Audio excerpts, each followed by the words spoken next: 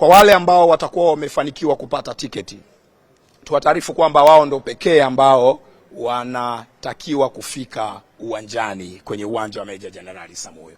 Hii taarifa maana yake ni nini? Ni kwamba kama hutokuwa na tiketi mpaka kufikia wakati ule wa mchezo, wewe hutotakiwa kusogea eneo la uwanja.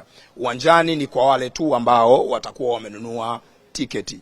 Kwa nini nasema hivyo? Ni kwa sababu kutakuwa na mageti ya ukaguzi mita kadhaa kutoka uwanjani, ambapo hakuna mtu yeyote ataruhusiwa kupita isipokuwa wale ambao watakuwa wana tiketi walizonunua, ama wana tiketi za mialiko, ama wana vitambulisho maalumu vya kwenda kufanya kazi kwa maana ya accreditation, wakiwemo wanahabari na watoa huduma wengine. Kwa hiyo kama huna tiketi, hakikisha unanunua tiketi ili uanze safari ya kuelekea Meja Jenerali Isamuhyo. Hakutokuwa na nafasi kwa yeyote asiye na tiketi kusogea karibu na uwanja, na hivyo si vema kwenda kabisa eneo hilo, kwa sababu kuna ulinzi wa kutosha, kuna usalama wa kutosha, na moja kati ya maeneo ambayo yamesisitizwa ni kwamba hakutotakiwa kuwepo na watu ambao hawajaja uwanjani kutazama mpira.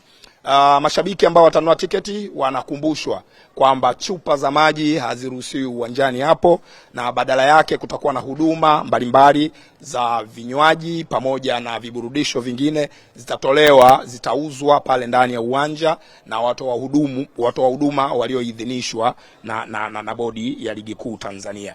Kwa hiyo hakuna haja ya kubeba chupa kubwa ya maji, kwa sababu utakapofika kwenye geti la ukaguzi utaambiwa uiache hapo, na jambo hilo nadhani halitokuwa na afya. Ni vema ukawa na akiba yako mfukoni kwa ajili ya kwenda kununua maji pale uwanjani, ambayo yatakuwa kwenye glasi maalum ambazo zinaruhusiwa kwa mujibu wa sheria zile na kanuni za usalama viwanjani.